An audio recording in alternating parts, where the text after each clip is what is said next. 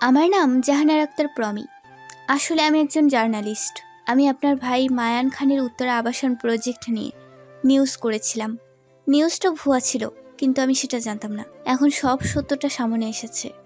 আপনার ভাইয়ের জন্য আমি নিজের চাকরি হারাতে বসেছি, কিন্তু আমি ভালো জার্নালিস্ট হতে চাই। এটা আমার অনেক অনেক দিনের ইচ্ছা। আমি এই কারণেই তো স্পোর্টস রিপোর্টিং ছেড়ে নিউজ রিপোর্টিং শুরু করি, যাতে অন্যায়কারীদেরকে সবার সামনে আনতে পারি। কিন্তু একটা ভুলের জন্য আমার ক্যারিয়ার ডুবতে বসেছে। রায়ান জানতে চায়, তো এখানে আমি কি করতে পারি? আমার থেকে কি সাহায্য চান আপনি? প্রমি অনুনয়ের সুরে বলে, আমি অনেক আশা নিয়ে আপনার কাছে এসেছি। আপনি যদি নিজের ভাইকে একটু বোঝাতেন ভালো হতো। মানে যদি ওনাকে একটু ম্যানেজ করতে পারেন, যাতে আমার চাকরিটা না খায়। আমি শুনেছি আপনার ভাই আপনাকে অনেক মান্য করে চলে। রায়ান বলে, ওকে, আমি ট্রাই করে দেখব যদি কিছু করতে পারি। আপনি কি খাবেন, চা না কফি? এক গ্লাস পানি হলেই চলবে। আমি গ্রিন টি ছাড়া কিছু খাই না। ওকে ফাইন, আমি গ্রিন টি অর্ডার করছি। না থাক, আপনাকে এত কষ্ট করে গ্রিন টি অর্ডার করতে হবে না। আরে কষ্ট কিসের? গ্রিন টি তো আর আমি আনবো না, হাসপাতালের লোক আছে, তারা গিয়ে আনবে। আপনি বসুন একটু। প্রমি আর কিছু বলতে পারে না। রায়ান তার হাসপাতালে একজন লোককে ডাকে এবং তাকে গ্রিন টি আনতে বলে। কিছু সময়ের মধ্যেই সে গ্রিন টি নিয়ে আসে। প্রমি গ্রিন টি খেতে শুরু করে। রায়ান প্রমির গ্রিন টি খাওয়া দেখে বলে, আপনাকে দেখে মনে হচ্ছে আপনি অনেক ভালো গ্রিন টি খেতে পারেন। এত সুন্দর গ্রিন টি খাওয়া আপনি কোথা থেকে শিখলেন? না, অনেক মানুষই তো গ্রিন টি খেতে চায় না, এর স্বাদ নাকি তাতে বিদঘুটে লাগে। সেখানে আপনি এত স্বাচ্ছন্দ্যের সাথে গ্রিন টি খাচ্ছেন দেখে আমি খুব অবাক হচ্ছি। প্রমি গর্বে বুক ফুলিয়ে বলে, এ আর এমন কি, আমি তো একসাথে 10 গ্লাস গ্রিন টি খেতে পারি। বাহ, আপনি তো অনেক ট্যালেন্টেড। আপনি এতগুলো গ্রিন টি খেতে পারেন? হ্যাঁ পারি তো। দেখুন, গ্রিন টি কিন্তু অনেক স্বাস্থ্যকর। আমরা সাধারণত যেসব চা খাই সেগুলো স্বাস্থ্যের জন্য অতটা ভালো না, কিন্তু গ্রিন টি অনেক উপকারী। তাই সবার উচিত গ্রিন টি খাওয়া। এতে শরীর স্বাস্থ্য ভালো থাকবে, ফিটনেস মেইনটেইন থাকবে সবার। আপনাকে দেখে তো সবার উচিত অনুপ্রাণিত হয়ে গ্রিন টি খাওয়া। আমি আজ থেকে আমার চেনা জানা সবাইকে বলবো গ্রিন টি খেতে। প্রমি খাওয়া শেষ করে রায়ানকে বলে, আমার খাওয়া শেষ, আমি তাহলে এখন উঠি। রায়ান বলে, আর একটু গ্রিন টি খেয়ে যান। ঠিক আছে, আনতে বলুন, আমি খেয়ে তারপর যাই। রায়ান আর 1 কাপ গ্রিন টি আনে। প্রমি গ্রিন টি খায়। হঠাৎ করে তার বুক চাপ দেয় এবং সে বায়ু দূষিত করে দেয়। বেশ জোরেই শব্দ হয় পাদের। সে শব্দ রায়ানও শুনতে পায়। প্রমির এই মুহূর্তে খুব লজ্জা হতে থাকে। একটু আগের সব গর্ব যেন মুহূর্তেই শেষ হয়ে গেল। প্রমি কিছু বলতে যাবে তার আগেই রায়ান বলে, ইটস ওকে, এটা মনে হয় গ্রিন টি সাইড এফেক্ট। এর মধ্যে প্রমি আরেকবার শব্দ করে পাদে। মুহূর্তেই ঘরে দুর্গন্ধ ছড়িয়ে যায়। রায়ান গন্ধ সইতে না পেরে নাক চেপে ধরে। প্রমি বোকার মতো হেসে বলে, আসলে কাল রাতে আমি বিরিয়ানি খেয়েছিলাম, এটা তারই সাইড ইফেক্ট। বাহ, কি সুন্দর বিরিয়ানির গন্ধ পাওয়া যাচ্ছে বাতাসে। পাশ থেকে রাজীব বলে ওঠে, এটা বিরিয়ানির গন্ধ হয়, এটা আপনার পাদের গন্ধ।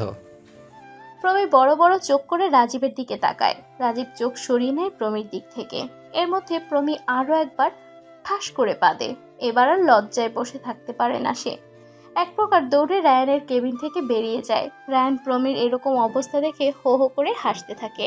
রাতে বাড়িতে এসে রায়ান ও মায়ান একসাথে ডিনার করতে বসে। খাওয়া শেষ করে রায়ান মায়ানকে বলে, আমার তোকে কিছু বলার ছিল। হ্যাঁ বল। তোর নাকি জাহানারা আক্তার প্রমি নামের কোনো মেয়ের সাথে নাকি তোর কোনো ঝামেলা হয়েছে, সেই জন্য নাকি মেয়েটার চাকরি যেতে বসেছে। মেয়েটা আজ আমার কাছে এসেছিল, তখন অনুরোধ করে বলে তোকে মানাতে। মেয়েটার জন্য আমার অনেক লস হয়েছে ব্রো। আমার জন্য মেয়েটাকে ক্ষমা করে দিতে পারবি না? তোর জন্য আমি সব করতে পারি ব্রো। ঠিক আছে, তুই যখন বলছিস তখন আমি ওকে ক্ষমা করে দেবো এবং ওর চাকরিও খাবো না।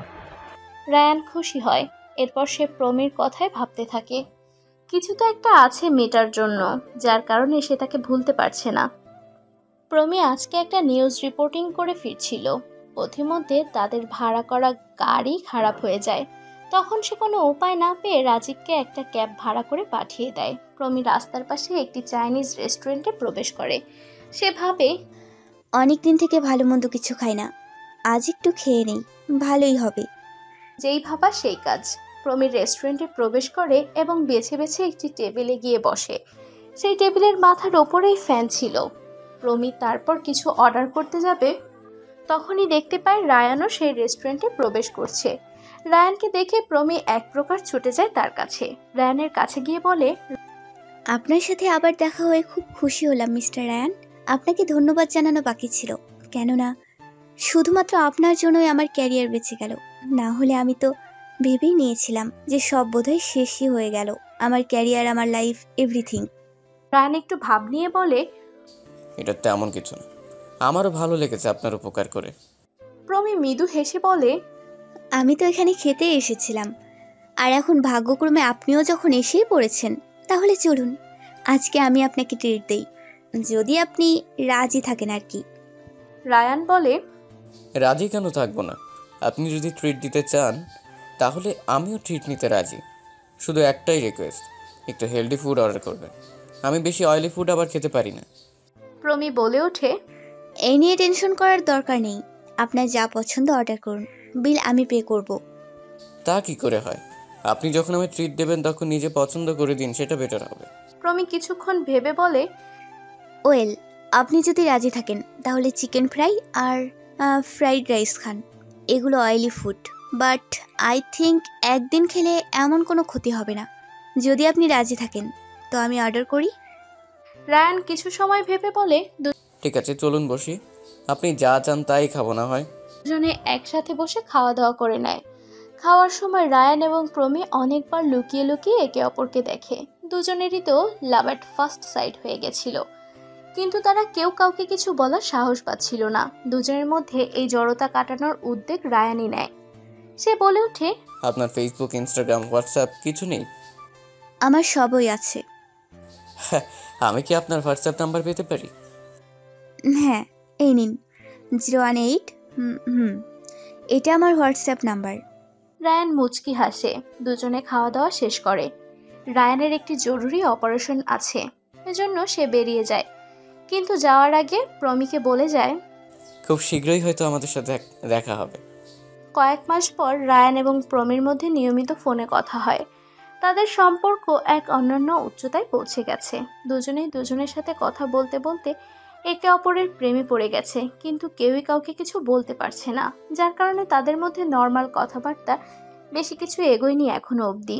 এদিকে রায়ান ডেসপারেট হয়ে যাচ্ছে প্রমির সাথে সম্পর্কে জড়ানোর জন্য, তাই আজ সে সাহস করে প্রমিকে ম্যানেজ করে। আজ রাতে কি আমরা দেখা করতে পারি? জি, কোথায়? আগেরবার যে রেস্টুরেন্টে দেখা করেছিলাম ঠিক সেখানে। প্রমি বলে। প্রমির সম্মতি জানায়। রায়ান অপেক্ষা করতে থাকে প্রমির সাথে দেখা করার জন্য।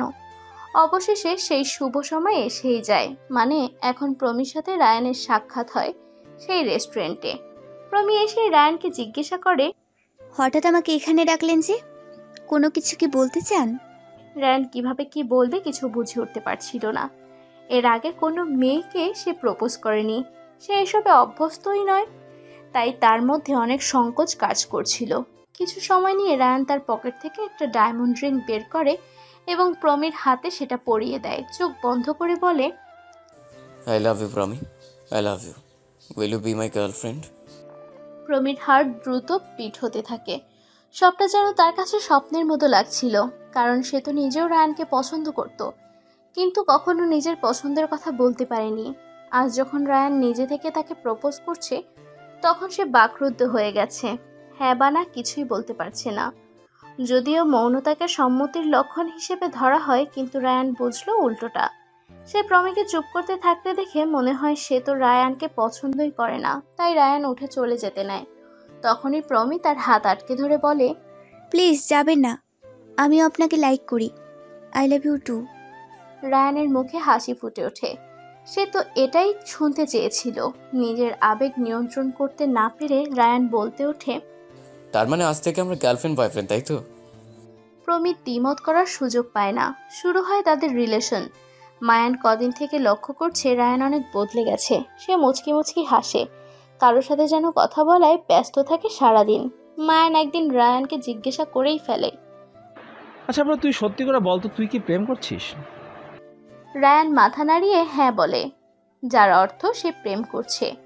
মায়ান মন খারাপ করে বলে, দ্যাটস নট ফেয়ার ব্রো। তুই প্রেম করছিস আর আমাকে বলিসনি, তোর গার্লফ্রেন্ডের সাথে দেখাও করালি না, আমি তাকে দেখলামও না। মন খারাপ করতে হবে না, তুই চিনিস তাকে? কে সে? রিপোর্টার প্রমি। মায়ানের সব খুশি মিলিয়ে যায়। সে বলে ওঠে, ওই মেয়েটা যে আমার নাম ফেক নিউজ করেছিল। ব্রো তুই কি করলি এটা? আমার তো এখন মনে হচ্ছে ওই মেয়েটা একটা গোল্ড ডিগার। না, এই রিলেশনে জড়িয়ে তুই ঠিক করিসনি। তুই আজই ব্রেকআপ কর। রায়ান রাগী স্বরে বলে, তুই ভুল ভাবছিস, প্রমি মোটেও এমন মেয়ে নয়। ও অনেক ভালো মেয়ে। আমি কিছুতেই ওর সাথে ব্রেকআপ করবো না, বরং খুব শীঘ্রই আমি ওর বাড়িতে বিয়ের কথা বলতে যাব এবং ওকে বিয়ে করে নেব। মায়ান হাতের মুঠো শক্ত করে বলে, আমিও দেখবো তুমি কি করে ওই মেয়েটাকে বিয়ে করো। আমি কিছুতেই ওই মেয়েটার সাথে তোমার মিল হতে দেবো না, কারণ আমি জানি ওই মেয়েটা ভালো নয়। ওর নিশ্চয়ই কোনো বাজে ইন্টেনশন আছে। তোমার অনেক টাকা দেখেছে, তাই তোমায় টাকার জালে ফাঁসাতে চাইছে। আমি তোমাদের ব্রেকআপ করাবই, এটা আমার চ্যালেঞ্জ। প্রমি আজ রায়ানকে নিয়ে সিলেটে এসেছে তার পরিবারের সবার সাথে দেখা করানোর জন্য। প্রমি খুব উৎসাহিত, কারণ তার মনে হয়েছে তার পুরো পরিবার যেন রায়ানকে সদরে গ্রহণ করবে। তবে তার এই ধারণা ভুল প্রমাণিত হতে বেশি সময় নিল না। বাড়ির সামনে এসে কলিং বেল বাজাতেই পিহু এসে দরজা খুলে দিল। পিহুকে দেখা মাত্রই রায়ান বলে উঠল, কাকি তুমি? রায়ানের মুখে কাকি ডাক শুনে অবাক হলো পিহু। বলল, আমাকে কাকি বলছো কেন? আমি কিভাবে তোমার কাকি হই? রায়ান অনেক বড় হয়ে গেছে। এতদিন পিহুদের সাথে কোনো যোগাযোগ না থাকায় চিনতে পারেনি। পিহুর কথা শুনে রায়ান বলে, হ্যাঁ, তুমি আমায় চিনতে পারছো না কাকি? আমি রায়ান। ব্যাস, পিহুর মুড পুরো খারাপ হয়ে গেল। সে আক্রোশের দৃষ্টিতে তাকালো রায়ানের দিকে, কেননা আজও সে রায়ানকে মেহুলের খুনি ভাবে। পিহু রাগে চোখে প্রমির দিকে তাকিয়ে বলল, আজকে না তোর নিজের বয়ফ্রেন্ডের সাথে আমাদের পরিচয় করানোর কথা ছিল, তাহলে এই ছেলেকে? আবার এটা বলিস না যে এই তোর বয়ফ্রেন্ড। যদি এমনটা হয় তাহলে? প্রমি বলে ওঠে, আমি তো কিছুই বুঝতে পারছি না এসব। তোমরা কি একে অপরকে আগে থেকেই চেনো নাকি? আম্মু, উনি তোমায় কাকি বলছেন কেন? রায়ান তখন উত্তেজিত হয়ে বলে, কারণ উনি আমার কাকি, আমার চাচু আশিকের বউ উনি, আর তুমি ওনাদের মেয়ে, মানে আমরা সম্পর্কে কাজিন হই। পিহু জোরালোভাবে বলল, না, এসব কিচ্ছু নয়। তোমাদের সাথে আমাদের কোনো সম্পর্ক নেই। আমি ঘৃণা করি তোমাকে। দূর হয়ে যাও আমার চোখের সামনে থেকে, না হলে আমি। পিহুর পুরো কথা শেষ হওয়ার আগেই আশিক চলে আসে সেখানে। আশিক এসেই পিহুকে থামিয়ে দিয়ে বলে, কি হচ্ছে এসব? এত চিৎকার করছো কেন? কে এসেছে বাড়িতে? আজ নয় পামির ওর বয়ফ্রেন্ডকে নিয়ে আসার কথা ছিল। আশিক এবার রায়ানের দিকে নজর দেয়, তারপর বলে, এই কি প্রামির বয়ফ্রেন্ড? ছেলেটাকে দেখে তো আমার ঠিকঠাক মনে হচ্ছে। তাহলে তুমি এত রিয়েক্ট কেন করছো? তোমার কি ওকে পছন্দ হয়নি কোনো কারণে? পিহু বলে উঠল, না, হয়নি। কেন হয়নি জানো? কারণ ও আর কেউ নয়, তোমার বড় ভাই আকাশের ছেলে রায়ান। সেই ছেলে যার জন্য আমার মেহুল আপি মারা গেছে। আর তোমার মনে হচ্ছে আমি এত সহজে ওকে মেনে নিব? কখনো না। আশিক এতদিন পর রায়ানের দেখা পেয়ে খুশি হবে নাকি পিহুর কথায় দুঃখিত হবে সেটাই বুঝতে পারছিল না। এর মধ্যে প্রমি রায়ানের হাত শক্ত করে ধরে বলে, তোমাদের মধ্যে কিসের শত্রুতা আমি জানি না। আর সত্য বলতে আমার জানার তেমন কোনো ইন্টারেস্টও নেই। আমি শুধু এটুকু জানি যে আমি রায়ানকে ভালোবাসি। রায়ানও আমাকে অনেক ভালোবাসে। তাই আমাদের মধ্যে তুমি কোনো দ্বন্দ্ব তৈরি করো না আম্মু। আমি চাই রায়ানকে নিয়ে সুখে থাকতে। পিহু এবার খেপে যায়। খেপে গিয়ে বলে, আমি তোমাদের মেনে নিব না। তুই যদি একটা রাস্তার ছেলেকেও ধরে আনতে তাহলে আমিও রাজি হয়ে যেতাম, কিন্তু এই ছেলে তো কখনোই না। এখন তুই চুজ কর কি করবি। হয় ওই ছেলের হাত ধরে বাড়ি থেকে বের হয়ে যা, আর নয়তো ওই ছেলেকে বাড়ি থেকে বের করে দাও। প্রমি কিছু বলার আগেই আশিক বলে, তুমি ওকে কেমন ধর্ম সংকটে ফেললে বলো তো? ও এত চাপ কিভাবে নেবে? এরপর আশিক প্রমি ও রায়ানের কাছে এসে বলে, তোরা আপাতত এখান থেকে যা। আমি পমির বাবা হিসেবে তোদের বিয়ের অনুমতি দিলাম। পিহু রেগে আছে, ধীরে ধীরে কোনোভাবেই ওকে মানিয়ে নেব। আশিক রায়ানের হাত ধরে বলে, ভাইয়া আর মায়ান কেমন আছে? বায়ান ভালো আছে, কিন্তু আব্বু ভালো নেই চাচু। আব্বু হাঁটাচলা করার ক্ষমতা হারিয়েছে, আর এখন নতুন মাকে খুব মিস করে। আশিক নিজের চোখের জল মুছে বলে, আমি তোদের সাথে সম্পর্ক ঠিক করতে চাইছিলাম, কিন্তু পিহুর জন্য পারিনি। এতদিন সৃষ্টিকর্তার কাছে কত প্রার্থনা করেছি, অবশেষে তিনি নিজেই সুযোগ করে দিলেন। হয়তো তোদের বিয়ের মাধ্যমে আবার সব কিছু স্বাভাবিক হবে। তাই তোরা বিয়ে করে নে, এতে আমাদের ভাঙার সম্পর্ক হয়তো জোড়া লাগবে। প্রমি রায়ানের সাথে বাড়ি থেকে বের হতে যাবে এমন সময় পিহু বলে ওঠে, আজ আবারও একবার প্রমাণিত হয়ে গেল পর সবসময় পরই হয়। তাকে যতই আদর যত্ন করো সে কখনো আপন হয় না। থেমে যায় প্রমীর পা। সে পিছনে ফিরে পিহুর দিকে তাকায়। পিহুর সামনে এগিয়ে এসে বলে, এই রায়ান আমার আপের সতীনের ছেলে ছিল, কিন্তু আমার আপে ওকে নিজের ছেলের মতোই ভালোবাসতো। পরিণাম কি হলো? আমার আপিকে কত অপমান লাঞ্ছনা সহ্য করে শেষে নিজের জীবনটাও দিতে হলো। আর তুই প্রমি, তুই আমার নিজের মা না। যদি নিজের মেয়ে হতে তাহলে হয়তো। পিহুর পুরো কথা শেষ হওয়ার আগেই আশিক তাকে থামিয়ে দিয়ে বলে, কি বলছো তুমি এসব? ভেবে বলছো তো? আমি সব কিছু ভেবেই বলছি। অনাথ আশ্রম থেকে এনে নিজের মেয়ের মতো বড় করেছি প্রমিকে, আর কোনো চাহিদা অভাব রাখিনি। আজ তার এই প্রতিদান দিলেই। আসলে সবাই ঠিকই বলে, আবেগময় সম্পর্ক বলে কিচ্ছু হয় না, রক্তের সম্পর্কই আসল। প্রমীর চোখ দিয়ে জল পড়তে লাগলো। সে আজ প্রথম নিজের জীবনের সব থেকে বড় সত্যের মুখোমুখি হলো যে এতদিন সে যাদেরকে নিজের আসল মা বাবা জেনেছে তারা তাদের কেউ নয়। প্রমীর যেন বিশ্বাসই হচ্ছে না কথাটা। প্রমি উন্মাদের মতো আশিকের কাছে গিয়ে বলতে লাগলো, আব্বু তুমি বলো, আম্মু যা বলেছে সেটা রাগের মাথায় বলে ফেলেছে। তুমি তো আমার নিজের আব্বু, তাই না? কি হলো, তুমি চুপ করে কেন বলো? আশিক নিজের আবেগ ধরে রাখতে না পেরে বলল, কে বললো যে তুই আমার মেয়ে নয়? তুমি আমারই মেয়ে। রক্তের সম্পর্ক সব নয়। তোকে আমরা জন্ম দেইনি তো কি হয়েছে? তোকে নিজের সন্তানের মতোই দেখেছি। তুই আমাকে আব্বু বলে ডেকেছিস। তুই তো আমার মেয়ে। প্রমি 2 ধাপ পিছিয়ে বলল, তার মানে আম্মু যা বললো তাই ঠিক? আমি তোমাদের নিজের মেয়ে নই, পালিত মেয়ে? প্রমি এবার রায়ানের হাত ধরল, তাকে গেটের বাইরে বার করে দিয়ে বলল, আম্মুর নিজের মেয়ে না হওয়ার পরেও তিনি আমাকে এত আদর যত্নে মানুষ করেছেন। আমি তার অবাধ্য হতে পারবো না। আমাকে প্রমাণ করতে হবে যে আবেগময় সম্পর্কের শক্তি কতটা। তাই আমি তোমাকে অনুরোধ করে বলছি, আমার জীবন থেকে দূরে সরে যাও। আজ থেকে আমাদের মধ্যে কোনো সম্পর্ক নেই। আমি তোমার সাথে ব্রেকআপ করে নিলাম। রায়ান তাকে কিছু বলতে চাইছিল, কিন্তু প্রমি কোনো কিছু বলার সুযোগ না দিয়েই মুখের ওপরেই দরজা বন্ধ করে দিল। প্রমি রায়ানকে বাড়ি থেকে বের করে দিলে সে অনেক কষ্ট পায় এবং সে একটি হোটেলে গিয়ে রাত কাটায়। সে অনেক কাঁদতে থাকে। এমন সময় রায়ানকে ফোন করে মায়ান। ফোন করে সে জানতে চায় যে রায়ান কোথায়, বাড়ি ফেরেনি কেন। তখন রায়ান বলে সে যে এখন সিলেটে আছে। মায়ান বলে, তুমি সিলেটে কি করছো? রায়ান নিজের সব কথা বলে দেয়। প্রমির সাথে এখানে আসার পর কি কি হয়েছে সবকিছুই বিস্তারিতভাবে বলে। এসব শুনে মায়ান বলে, ইউ ডোন্ট ওয়ারি ব্রো, আমি দেখছি কি করা যায়। মায়ান দ্রুত রেডি হয়ে সিলেটের উদ্দেশ্যে বেরিয়ে যায়। সিলেটে পৌঁছেই সে সবার আগে দেখা করে পিহুর সাথে। মানে সে পিহুদের বাড়িতে যায়। বাড়িতে গিয়ে কলিং বেল বাজানোর কিছু সময় পর পিহু এসে দরজা খুলে দেয়। মায়ানকে দেখে চিনতে না পেরে প্রশ্ন করে বলে, কে তুমি? মায়ানকে তখন ভেতরে এসে বলে, তুমি আমাকে চিনতে পারছো না খালামণি? আমি মায়ান। এতদিন পর মায়ানকে দেখে অনেক খুশি হয় পিহু। সে মায়ানকে জড়িয়ে ধরে বলে, আমার মেহুর আপের ছেলে তুমি? কতদিন পরে তোকে দেখলাম। আমি সত্যি আজ ভীষণ খুশি। কেমন আছিস তুই? মায়ান বলে, আমি তো ভালোই আছি খালামণি, কিন্তু তোমার জন্য যে দুটো মানুষ একদম ভালো নেই।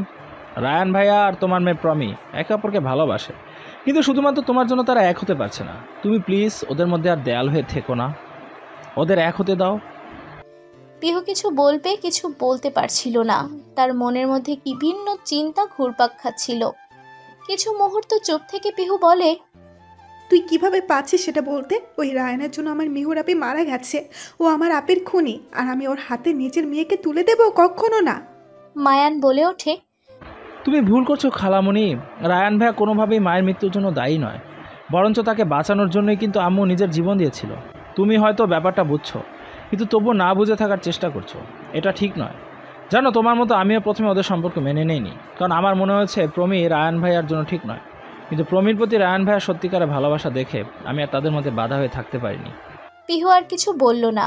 এমন সময় আশিক ছুটে এলো তার কাছে। এসে বলল, এবার তুমি নিশ্চয়ই শান্তি পাবে।